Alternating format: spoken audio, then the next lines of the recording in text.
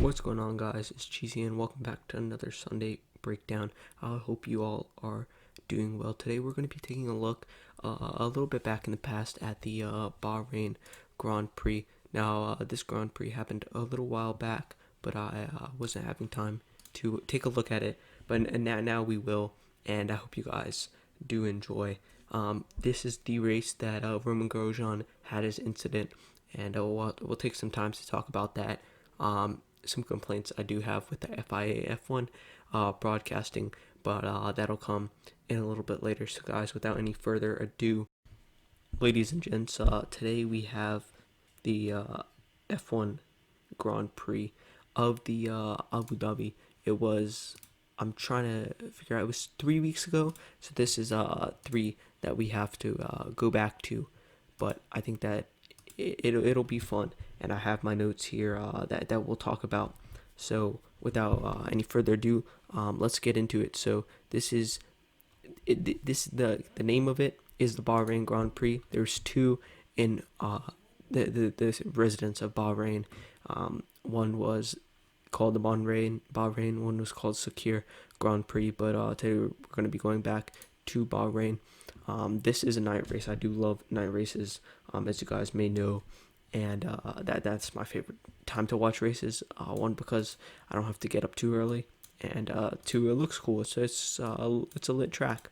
But so Robert Kubica went in Alfa Romeo during the free practice. That was interesting to see him back. A little bit nice to see him back too.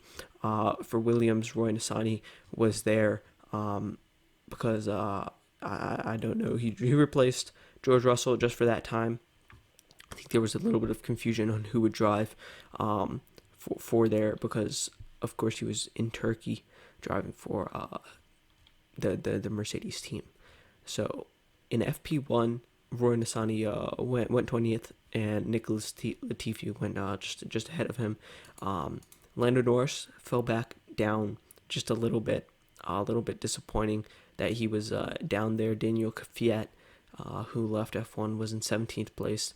Gio 16th, Kevin Magnussen 15th, Roman Grosjean 14th, Kubica 13th, Vettel 12th, Charles Leclerc 11th, and Danny Rick in 10.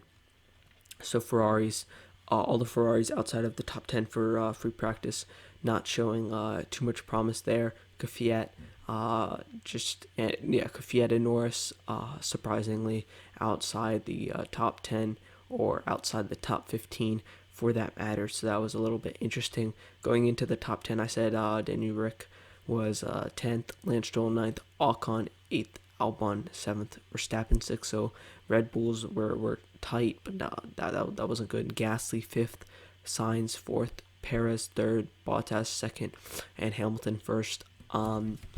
You think if you have 1-2 Mercedes, the two that would follow would be the Verstappen, because he's the first driver, and then Albon. So it would be a first and second row knockout during the practice. I mean, like 1 through 4 should be those two teams, but that definitely wasn't the case. There was Gasly ahead of the Red Bulls, McLaren, and the Racing Point. Just interesting to see that what goes on there, and how everyone was just racing towards the end of the season. Constructors Championship had already been won, and title of 7th world champion for Hamilton had already been won. So it was just a race to race, I guess you could say. There was strings attached for the people not in second and third, or not in first. So they wanted to prove themselves. But I think overall, it was just a race to have fun. I think for Hamilton at least, because he just absolutely demolishes the field when he's in that Mercedes. But FP2, George Russell came back. That's nice to see. And Kimi came back, the Iceman. But you see George Russell go slowest, Grosjean following him, Latifi in 18th, Kimi in 17th, Magnussen 16th, Gio in 15th, Leclerc 14th, Sainz 13th, Vettel 12th, Ocon 11th. That's rounding out those 10. So Ferrari's still not doing well. You have one, no, all the Ferraris are outside of the top 10. You see Sainz drop back. I believe that was from third to 13th in that time frame. Nothing against him. Nothing to prove that he wasn't not going to be doing well in the race. But that's how the FP2 went. Inside the top 10, however, we do get pretty close times within the 29s, and Hamilton breaks 29 with the 28.9. So pretty close times within a second of each other, which is nice to see that they're pushing each other. Albon gets just inside the top 10, barely though making it. He was six tenths outside Ocon, Kvyat in ninth, Stroll eighth, Norris 7th, Gasly 5th, Ricardo 5th. What? Gasly 6th, Ricardo 5th, Perez 4th, Bottas 3rd, Verstappen 2nd, Hamilton 1st. No surprises there, I don't think. Sergio Perez, pretty fast. Gotta say, for his 4th place, that's pretty fast. Daniel Ricciardo's 5th place, that's pretty fast. And the fact that they were dropped by their teams, kind of interesting.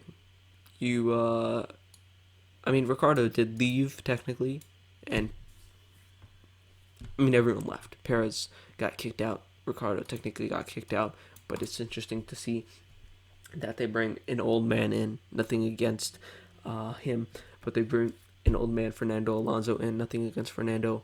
Of course, I love him, but he hasn't had experience for the past couple of years in F1, so just interesting to see that. The reasoning at F1, I don't get it. You keep Albon for so long. I don't understand that either, but it is what it is, and you race how you race. Money speaks a lot, but I think experience does too. And Sergio had a lot of money, so I don't know what made that decision. I'm still confuzzled on it a little bit. If you guys do know, please be sure to let me know, because I don't know what's going on there. But FP3, last free practice on Saturday. You have a close racing, I should say. But still no Ferraris inside the top 10. A little bit disappointing. Latifi goes 20th, Kimi 19th, Kevin 18th, Grosjean 17th, Russell 16th, Leclerc 15th, Giovinazzi 14th, Vettel 13th, Ocon 12th, and Ricardo 11th. Ricardo struggling to make it in. Both Renaults struggling to make it in the top 10. This free practice, Ricardo getting lucky in FP2, but I think that this track just does not suit them. It suits the Mercedes engines, and I think that the 3 AlphaTauris are doing a great job staying within the top 10, which is good to see. Staying in the top 10, though, you have Perez just squeezing in, Lance Stroll in 9th, Kvyat 8th, Norris 7th, Gasly 6th, Sainz 5th, Albon 4th, Bottas 3rd, Hamilton 2nd, and Max Verstappen 1st. Nice to see Verstappen getting into the low 28s with a 128.355, breaking up Hamilton, and showing that he has the pace, and that really will show in qualifying, as it should.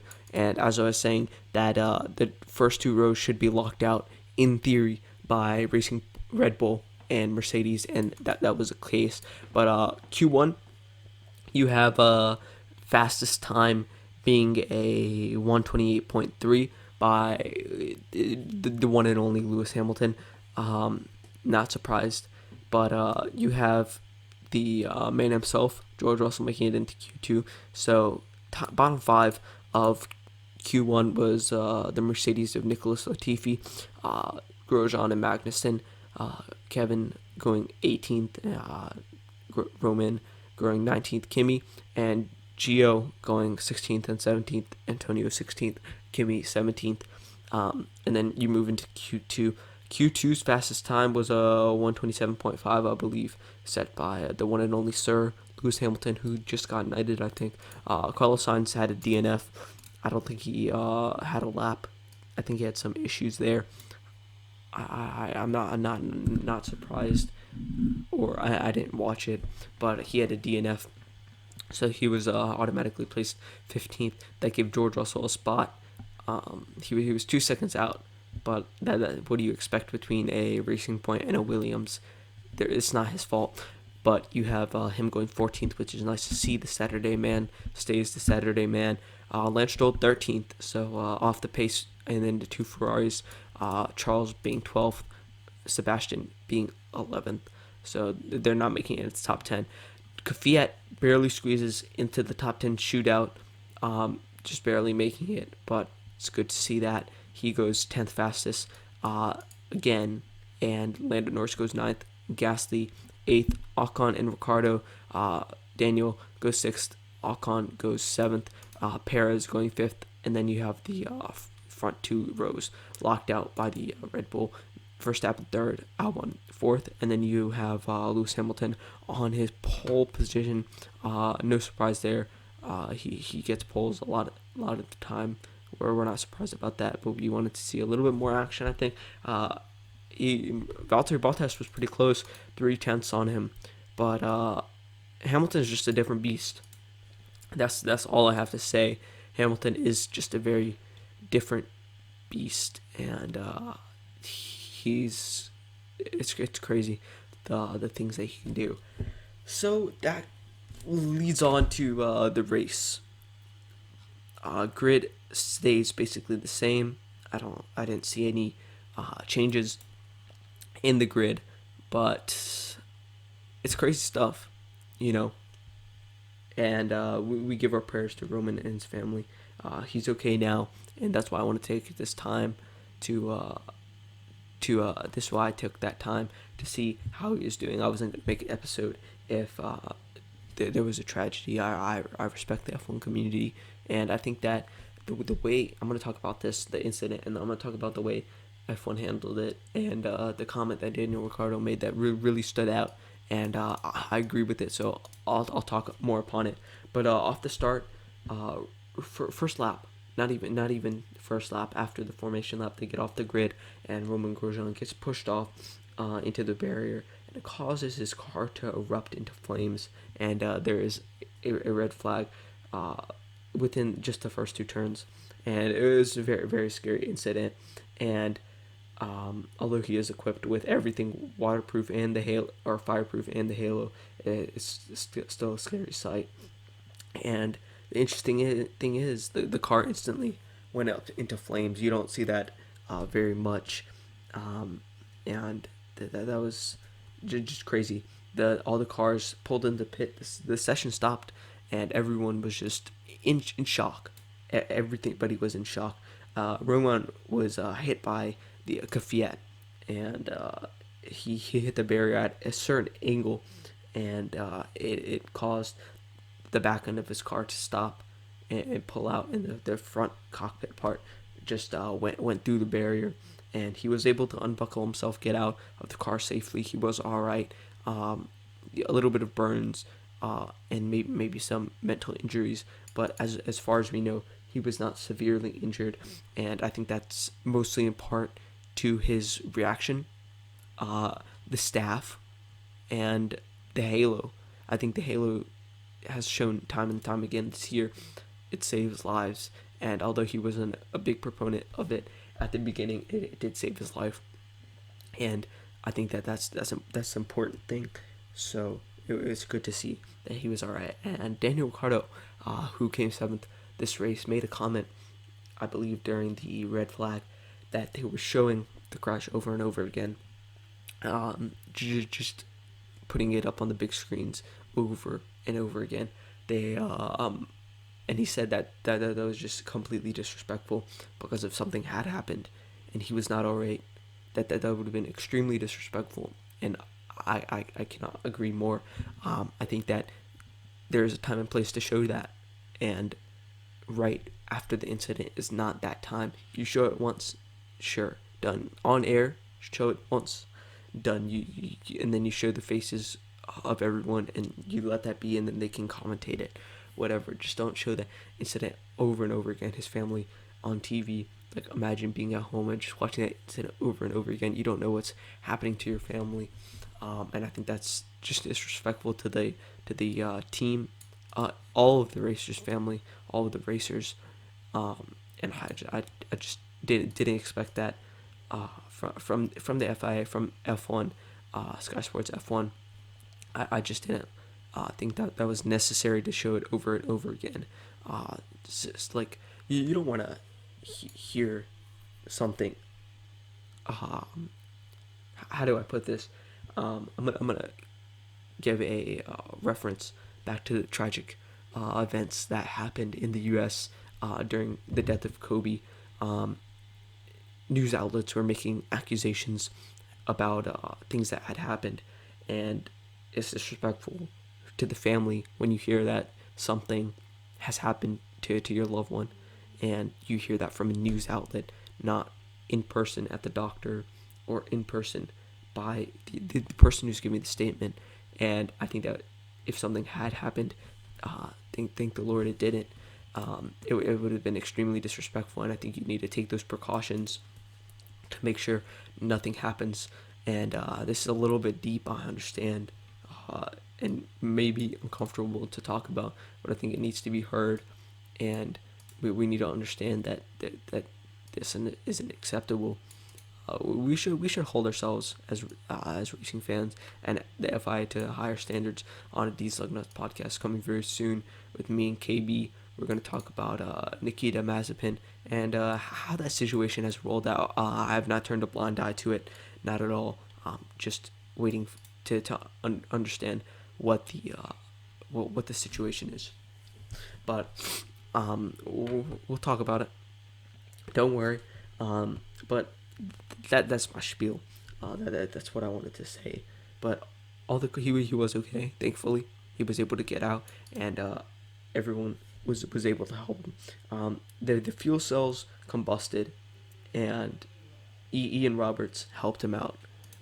That is the head chief medical staff person of the F1, and he was able to help him out. So that was good, and that was nice to see. But he was helped into the ambulance and rushed to the medical center at the circuit. It was a very hard impact, and he had injuries on his arms, burns that are still healing today, but he's doing all right, and that's good. This is a dangerous job, guys. F1 drivers risk their lives to do what they love, to show us what we love. And I think that it's important that we take this time during these incidents to recognize that and to understand what they have to go through, and I think that these precautions, these events, help us to better understand the safety precautions that we need to take as the halo, and just more and more research into what we can do to make these safer for the people. And it was very miraculous that he survived, but there was a reason for that, and that was the halo, so we can keep on making these improvements. But at the race restart, Lance Stroll had an incident and was flipped, and because he was flipped, the halo did save his life. Again, we were seeing that Kvyat had caused 2 crashes. He had hit Lance Stroll and had hit Grosjean. I don't think that was on purpose. Well, I know it wasn't on purpose. That isn't the guy. He is. Kvyat is not that guy. But I think that it is interesting to see that had happened, and just hints into maybe why he isn't in F1 next year. He is a good driver, but I don't think he's the best. Kvyat had caused 2 crashes. Bottas got a puncture from touching a piece of debris, and he needed to pit. Kvyat got a 10-second penalty for that, for his incidents, and that's how the race went on. We did have another Racing Point retire, so no points for Racing Point. Sergio Perez did retire on lap 53, and the race went on from there. The last 4 laps, everyone raced, and that's how it went. Scary race, but we did, and I can't say you're so enthralled about the rest of the race. Kind of sets a sad tone, a bad tone for the rest of the race, but it's all right. Kevin Magnussen finishing 17th, Gio 16th, Kimi 15th, Latifi 14th, Vettel 13th, George Russell 12th, Kvyat 11th. So that's how you have that. Leclerc slipped into the top 10, just barely. Ocon in 9th, Bottas fell down to 8th, Ricardo ahead of him, Gasly in 6th, Sainz 5th, Norris in 4th, and then you have Albon, Verstappen, and Hamilton. Verstappen got the fastest lap, was awarded that extra point, as he should. I mean, that's how it works, right? But it's nice to see that Albon was keeping in touch with his teammate. That you don't see that often, that he's that close. But it was pretty nice that we were able to get that treat, that he was pretty close. So that's nice. But that was the race, guys. Interesting race, eventful race, sad race, we may say, but nevertheless, everybody is all right. And that's how it went. That's how it went down, guys. If you do enjoy this video, be sure to leave a like. I'll continue making Sunday breakdown videos until next 2, and then we'll be on winter testing. So I'll switch my podcasts over more to the these lug nuts. So if you guys haven't checked that out, be sure to do that. If you guys, I'm probably gonna transcribe this or make an episode on these lug nuts and Sunday breakdown in Spanish, for my Spanish fans out there, for the Spanish F1 community, just so we have it. So if you guys do enjoy that, then let me know in the comments below. But guys, that's all I have. Until next time, guys, peace.